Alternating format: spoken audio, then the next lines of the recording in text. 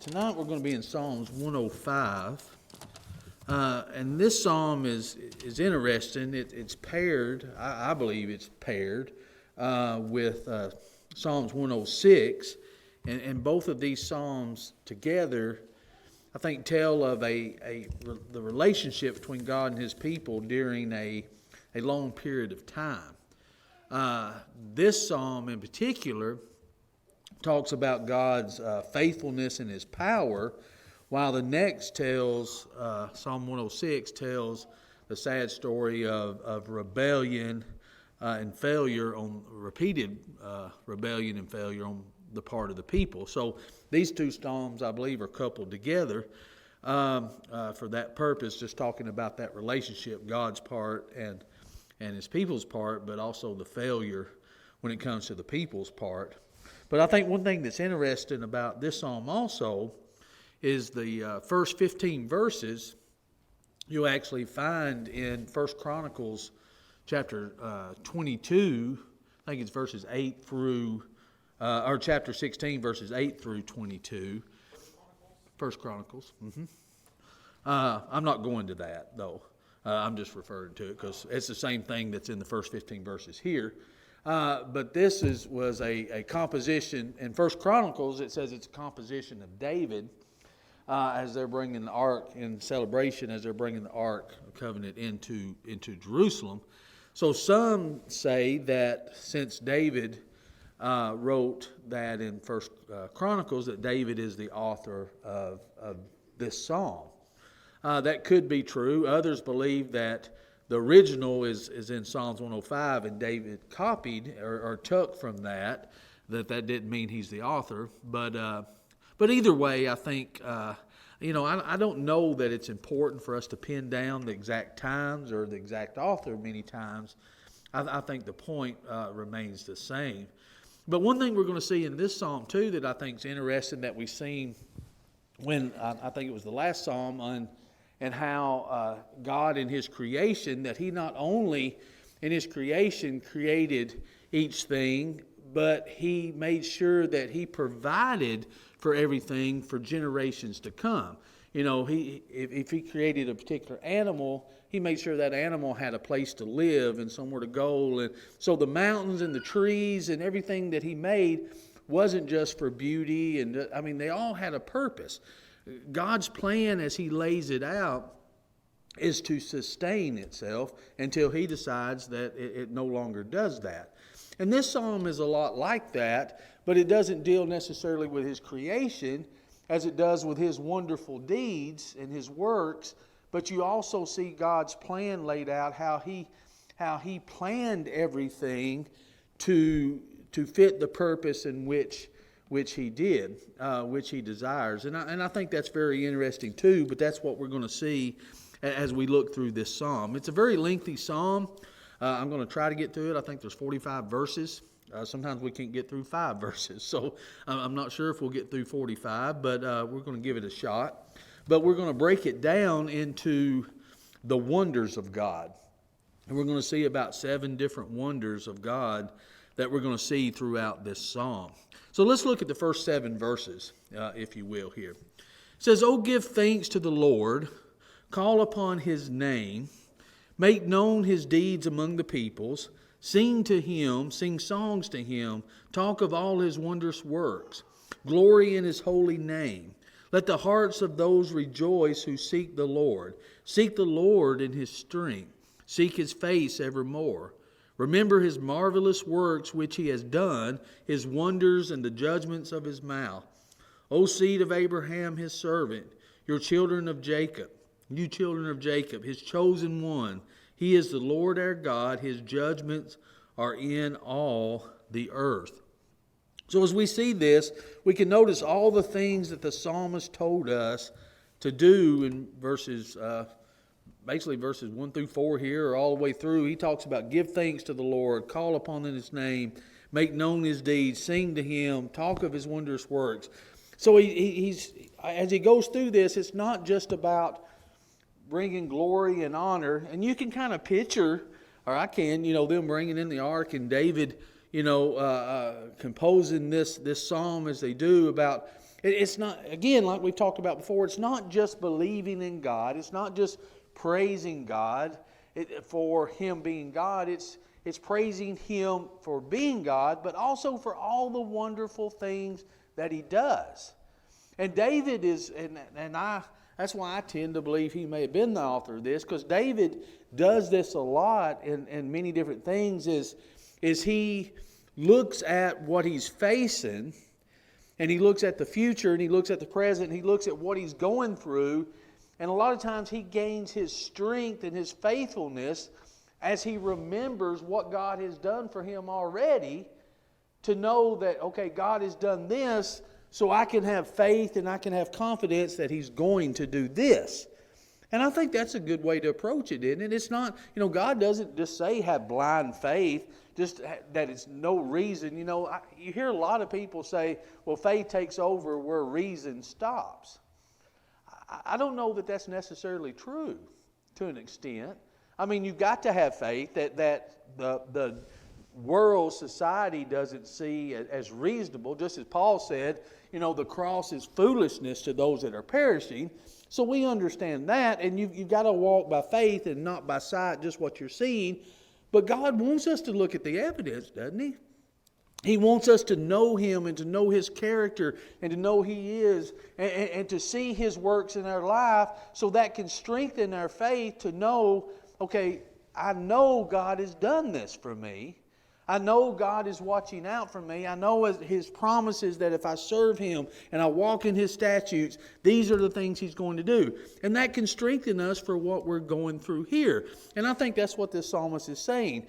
Not only praise God, but tell about His wondrous works that He does.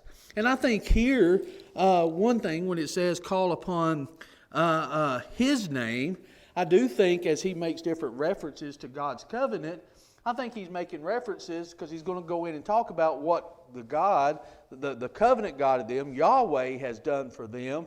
Don't look at all of these false gods out here. Look at what your God has done for you. Look at all the mighty works that He has done and tell people about that. And all the things that he's going to list here in this psalm are things other people have heard about. They've heard about His great works because somebody has said it. Somebody has told it as he goes through each one of these. So that's how he begins this psalm is, praise God. How comfortable are we of telling others what God has done for us in our lives? Are we very comfortable at doing that? And I think, I'm going to say no for me, and I think there's a reason for that. I think we can go from one extreme to the other on things. I think, of course, we realize that it's the gospel that saves. It's not just me telling someone what God's done for me. I have to tell them the gospel and what to do to wash away their sins and to save them and put them on that path that walks in the light. But I think part of that also is we need to tell them how God has changed our lives. How Christianity makes us a different person. And we can say, this is what God has done for me in my life. And I think sometimes we don't want to do that because we think it may sound too denominational. It's... they won't believe what you're telling them. What's that? You don't believe that they'll believe what you're telling them. Yeah. Yeah. I mean, how many times do you say something to someone and you're talking about what Christ has done for you and how your life has changed, and they just nod their head like, right. Yeah, you're one of them Jesus freaks. Right. I mean, that's how people look at you sometimes. And it's hard, as Paul, and we need to say it, I guess, like Paul does, that perhaps God has, made this moment for this. It's hard to pinpoint God's providence. It's hard to see that. But as we go through it, I think it's easier to look back and to say, now I can see that. Now I can see where God has worked in my life. And I think David did that a lot. But I think we need to be more comfortable in telling the world, and I think that's part of letting that light shine, of telling the world, this is how I believe God has changed my life. This is what I believe God has done for me in my life. If I can't believe that I'm a child of His, and don't give my father any credit for anything in my life. How would you like it if your kid did that? Your kid gives you no credit whatsoever for anything in your life that you've ever done for them. Sometimes we think that of them, don't we? But I mean, what would that make you feel like? So we need to brag on our Father, don't we? Who's got their hand? Sorry. You're going to have to yell. My peripheral vision isn't very good. I'll yell next time. Yeah. Sometimes I get a little too afraid to tell how God has changed my life because I don't want it to make it sound like it's a quote-unquote religious experience. Yeah. You know? Yeah. And I get that. You can get into emotionalism and you can get into a lot of things. And I think that's what keeps us from it. And I think that's sad to an extent. We're afraid of what people's going to think, or we're afraid what we're going to sound like. So we just don't give God any credit at all and just don't say anything about it. And I like how he says here, he starts out, before he starts talking about God's promises and God fulfilling his promises and all the deeds that God has done, he starts out by saying, okay, we need to be telling people about this. We need to be praising him and singing songs to him about his strength and the strength and his power that he gives through us. The Bible tells us God can do far abundantly for us, more than we could ask or think, according to what? According to the power that's in us, Ephesians 3:20. Well, what is that power? Paul says, I'm not ashamed of the gospel because it's the power of God unto salvation. It's his word. It's following his word. It's following his statutes. Just like we talked about last week, if we did things the way that God designed it to be, even better, like we talked about, better than the environmentalists could do. God has the environment figured out if we would just follow it. Well, if we just follow all the things that he tells us to do, wouldn't our life be so much better? But we don't. We think we know better. We think we have to help him. Yeah. Oh, yeah. I tell you, I think the hardest thing for me to do is to be still and know that he's God. I don't like being still. Being still scares me. The quietness bothers me. I like to give it just a second and then try to figure it out myself. And then realize an hour later, I've just made a mess of things.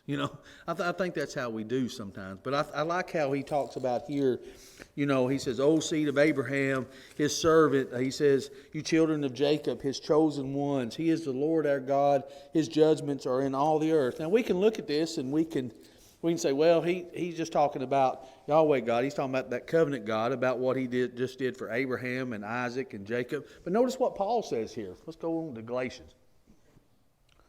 I think I put that there. He says, there's neither Jew nor Greek, there's neither slave nor free, there's neither male nor female, for all are one in Christ Jesus.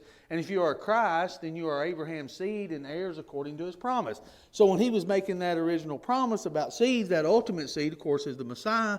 That applies to us all, doesn't it? So these promises that he's going to talk about here on God fulfilling from generation to generation throughout, can this apply to us? So when we look at these promises, we look at these things that God has done, the promises that he even tells us today, we can look back at these same things that he's going to talk about here and say, I believe beyond a shadow of a doubt, God did that.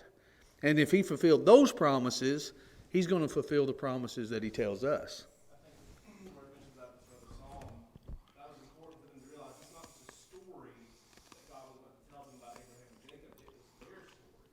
And what you put up here that Paul says, okay, not only is it their story, but it's our story. And I think that's part of the reason, too, we're afraid to talk about it, because, it's just old Bible stories. But no, the Bible history is it's the story of what God did for us. And it's from Genesis through Revelation, it's all in Christ for us. So I think that we should take ownership of it and not be so, well, that's just the Old Testament, that's just the old story kind of thing. Yeah, and you see through Scripture, I mean, we can take it two different ways. They were falling back saying, oh, we don't have to do nothing. We're seeds of Abraham. And remember what John told them, so God could raise up from these souls seeds of Abraham. Don't think you can fall back on that. But also we may look at these stories and say, oh, that don't apply to us. That just promises he made to them. That's not our promises. Well, this shows us that God keeps his promises. And that's what we need to know, and I think that's what we need to follow and understand. Let's move further here in the Psalms. He says, he remembers his covenant forever, the word which he commanded for 1,000 generations, the covenant which he made with Abraham, and his oath to Isaac, and confirmed it to Jacob for a statute, to Israel as an everlasting covenant, saying, to you I will give the land of Canaan as the allotment of your inheritance, when they were few in number, indeed very few, and strangers in it. So as he's talking about this promises and the word which he commanded, he said for thousands of generations, this covenant which he had with Abraham, the oath he made with Isaac, confirmed it with Jacob and his statutes, to Israel, the everlasting covenant. And one thing about this, when he's making these promises that goes on for generations and generations, God already had a plan in work of how this was going to happen.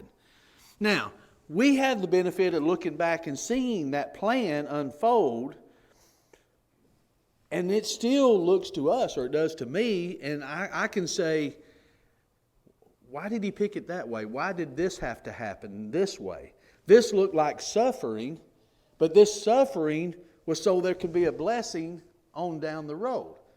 So as I got to looking at this psalm and going back and looking at some of the events that this psalm talks about, you know, as well, one of them was Joseph that it's going to talk about here. I'm not going to jump ahead too much, but as this psalm talks about Joseph, you know, as Joseph said at the end, you know, you meant it for my harm, but God meant it for good. And he wasn't talking about good for himself. He wasn't just talking about God meant it for my good, that I could rise up in Egypt and I could be second in command. That wasn't. The plan was just to be good for Joseph. The plan was to be good for the nation. And Joseph was just part of the plan to get there to provide the way for when they came. All of this, as it lays out, it's almost mind-boggling of all the things where God lays out, of all of these things that have to be in place to, one, God fulfill his promise, but ultimately that promise of the Messiah coming to be a blessing for all of us. This is part of it. It's him fulfilling this promise even from the very beginning. But you think about what he starts out with Abraham and making this promise to Abraham and what that leads and everything that has to go in place for that to happen. And that's what this psalm, I believe, talks about. Let's go a little bit farther. Yeah, I didn't think I put a reference on that. It says, when they went from one nation to another, from one kingdom to another people, he permitted no one to do them wrong. Yes, he rebuked kings for their sake, saying, do not touch my anointed ones, and do my prophets no harm. So, look at what else had to be in place here. Look at all that they went up against and what took place for them things to still be intact, for them. No nation annihilated them or wiped them out. You even take, when it comes to Abimelech with Abraham and Sarah. Look what could happen there, even when Abraham was scared and said, oh, this is my sister. But God still didn't allow Abimelech to touch her, did he? So God was still working all of this, even when the ones he made the promise to was scared and still trying to figure this faithfulness out and still trusting in God. And see, that's what we're going to see even some in Psalms 106 is when it comes to a relationship with God and his people, it really comes down to trust, and where the failure always happens is when we lose that trust in God.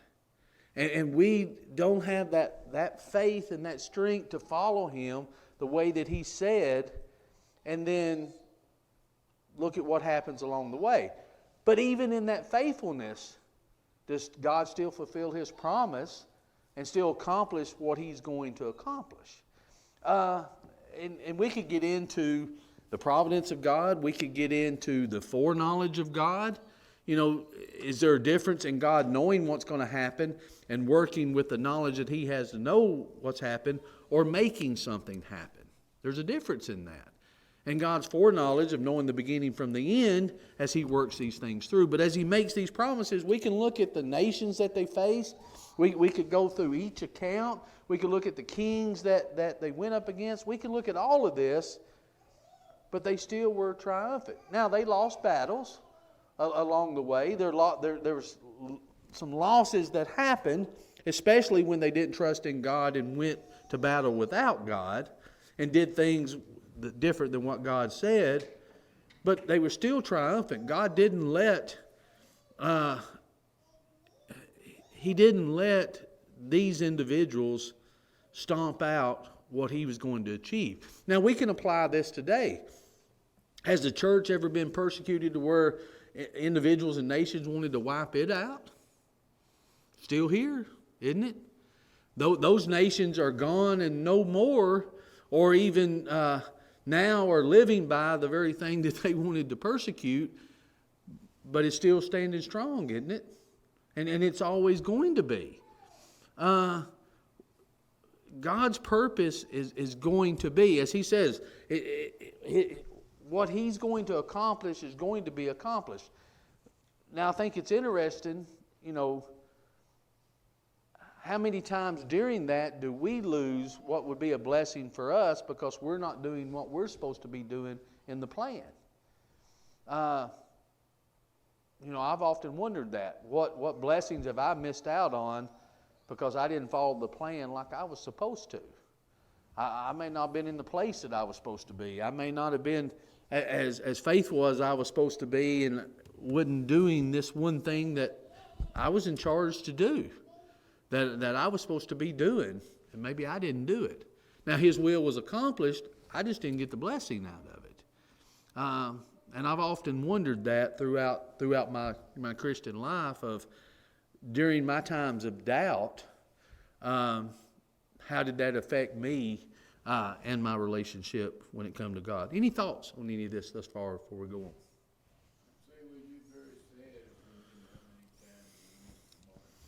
I think so. I really think so. Especially of trying to, and we all do when it comes to suffering. We want to do all that we can to keep ourselves from suffering. But sometimes is the necessary part of those blessings, even if it's not mine, it may have been for some other reason, as we're going to see here. And sometimes that's just part of the plan. And sometimes we fight it more than we should, I believe, or don't accept it or don't trust, as what happens most of the time. Don't trust God like we should, like we see them in the wilderness. It was all about trust. And that's what God was doing, was training them to trust him, and would even bring them to the point, I believe, of they didn't have anything else they could do but look to God, and they still didn't do it. They wanted to run from him instead of look to him. And that trust just needed to be there. Let's move on a little farther, Parker. Starting in verse 16, he says, "Moreover," then he gets into some of his deeds here. "He called for a famine in the land. He destroyed all the provisions of bread. He sent a man before them, Joseph, who was sold as a slave. They hurt his feet with fetters. He was laid in irons until the time that his word came to pass. The word of the Lord tested him. The king sent and released him. The ruler of the people let him go free. He made him lord of his house and ruler over all his possessions, to bind his princes at his pleasure and to teach his elders wisdom." Now, notice how all this is taking place. Okay, there's going to be a famine in the land. God is going to get his people to fulfill his promise of the land of Canaan. And he's going to do that through way of Egypt and all that has to take place. But look at all that happens to get them to the land. All that has to fall into place. All that has to happen. He's sending Joseph before them to prepare the way for when the famine comes to bring Israel to Egypt.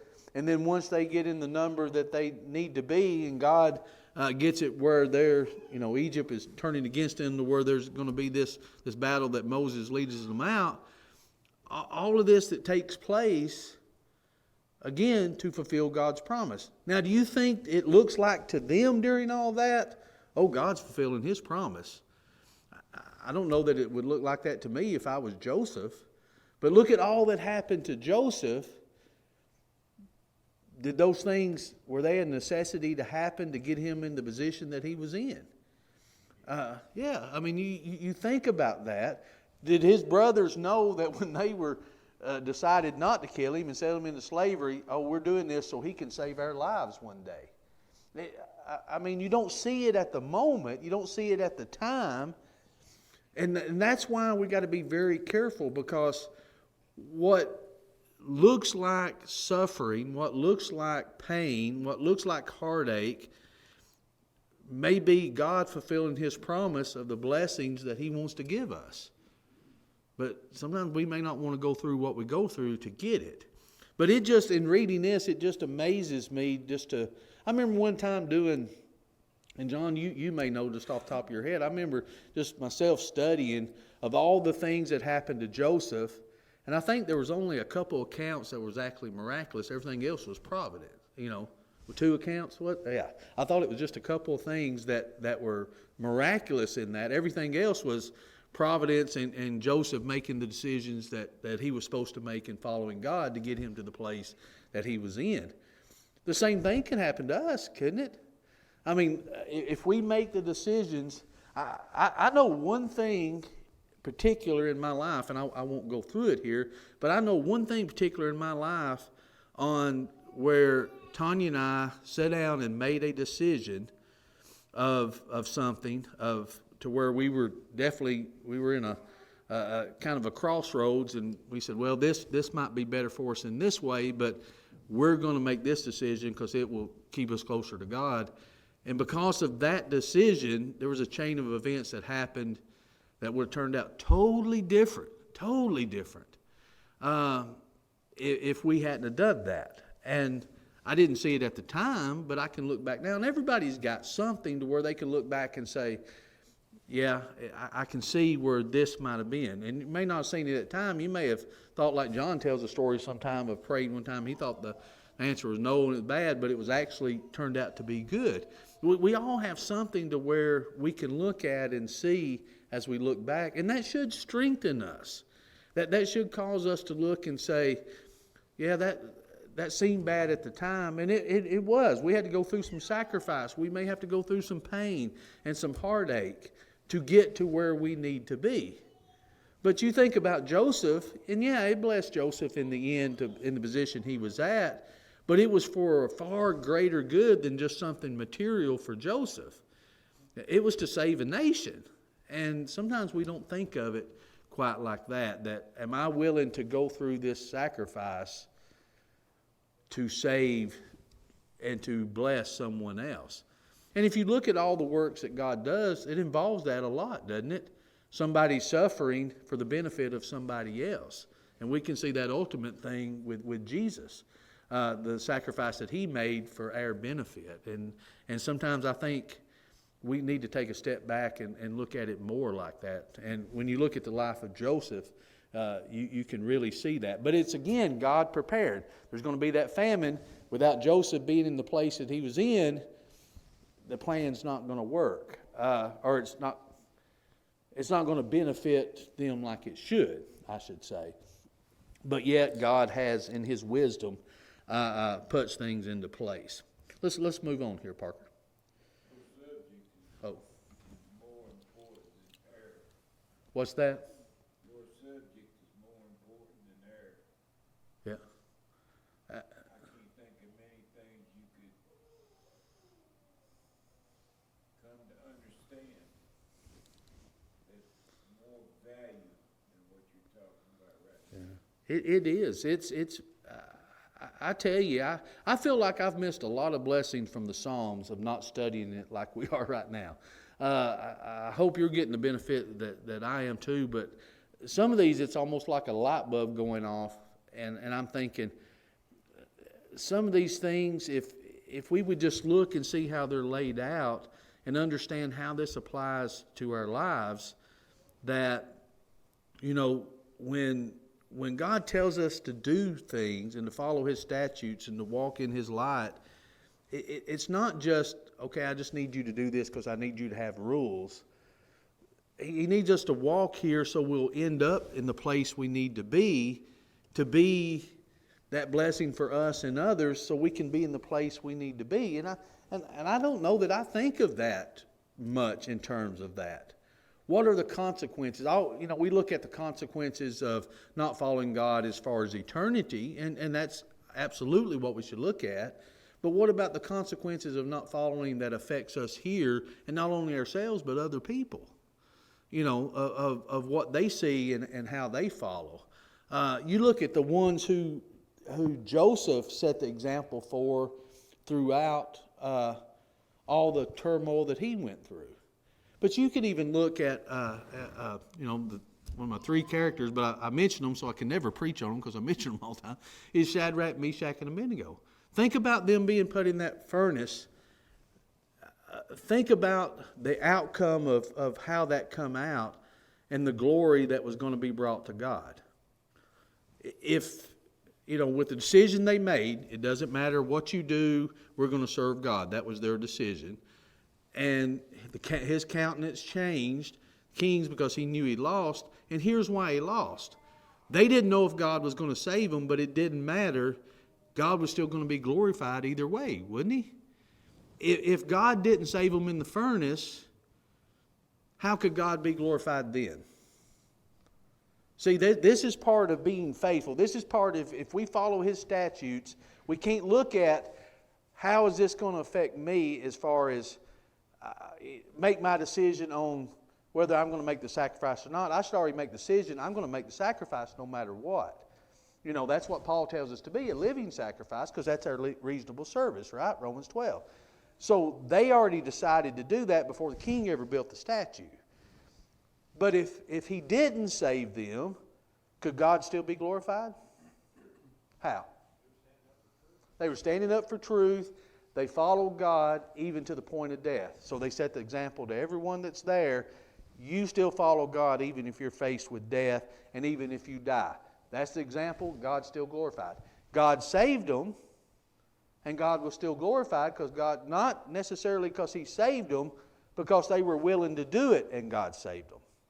So God was still glorified. They still set the example. Either way, the king still lost.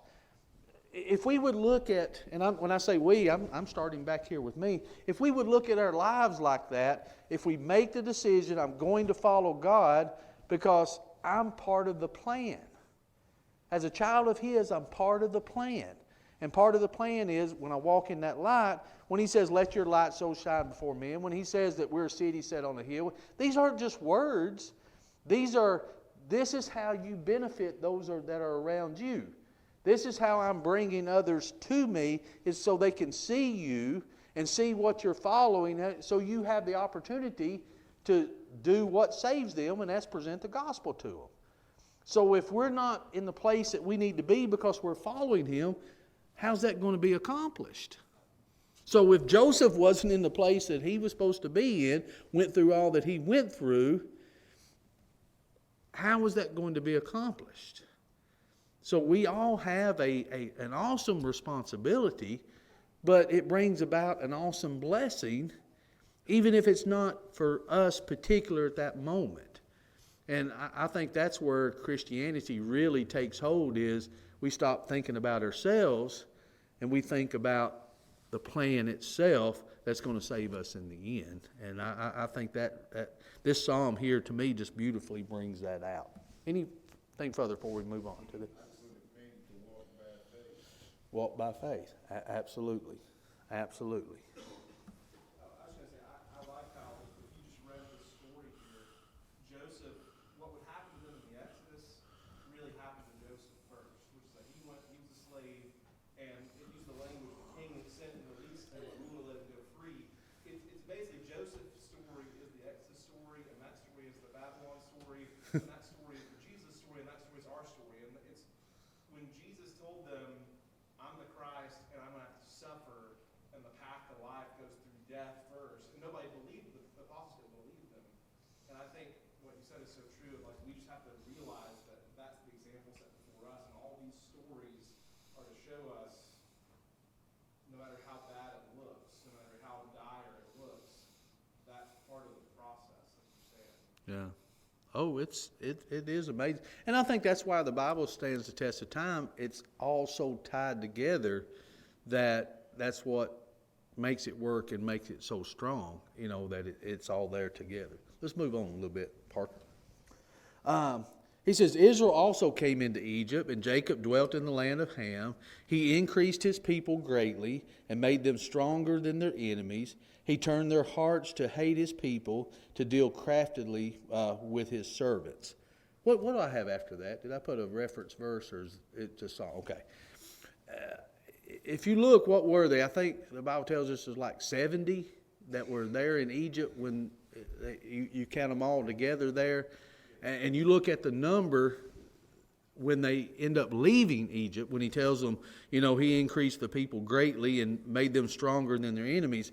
He took a few, and look at all the people that ended up leaving Egypt, of how they multiplied and grew. Again, it's all, God can take this few in this plan, and that's sometimes what we think. Well, we're just few. What good can we do? God takes a few, and he makes mighty out of it. And that's what he's doing here. But it says they came into Egypt. Jacob dwelt in the land of Ham. He increased his people greatly, made them stronger than their enemies. He turned their heart to hate his people, to deal craftily with his servants.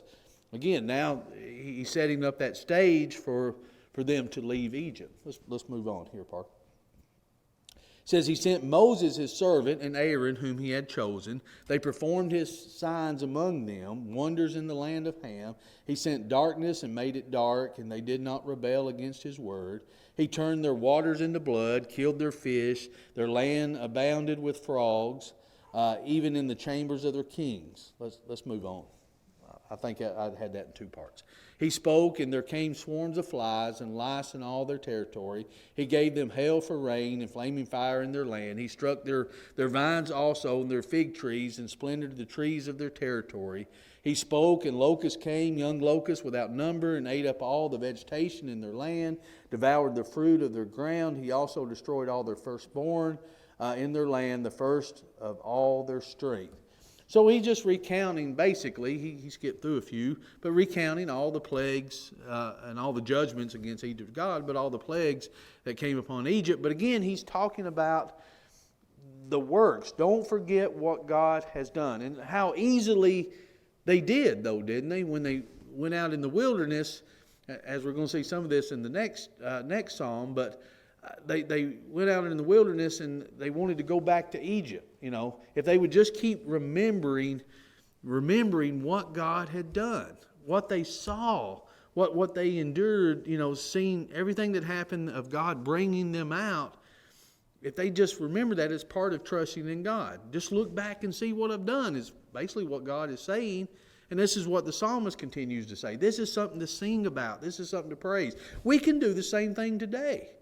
We can have confidence in how God's going to help us and take care of us and strengthen us based on what this psalmist is telling us, recounting of what he's done. And I think it's a great thing if we would just do that. Let's move a little bit farther. I think we got time to go a little bit farther. He says he also brought them out with silver and gold, and there was none feeble among his tribe. Egypt was glad when they departed. I think it's interesting how God not only set the stage for all this to happen, he set the stage where they were so glad they were leaving, they gave them a lot of their possessions, the precious metals and stuff that they were going to need. They were willing to give it to them by that time. So when God does something, he really does it all the way. Egypt was glad when they departed, for the fear of them had fallen upon them. He spread a cloud for a covering, fire to give light in the night. The people asked, and he brought quail and satisfied them with the bread of heaven. He opened the rock, and the waters gushed out. It ran in dry places like a river. Let's go on. I think we'll get done. For he remembered his holy promise, and Abraham his servant. He brought out his people with joy. Now, notice, the psalmist here giving credit. All this has happened because all these years before, the generation before, is because he made that promise to Abraham. His chosen one with gladness, he gave them the lands of the Gentiles, and they inherited the labor of his nation. Now notice this last verse. that they might observe his statutes and keep his laws. Praise the Lord. Why did he do all of that? Why do we need to remember all? This is why we need to observe his statutes and keep his laws, because all of this that he has done, these aren't just stories. These are actually events that took place, and it should cause us to want to keep the things in which he says, because God does keep his promises.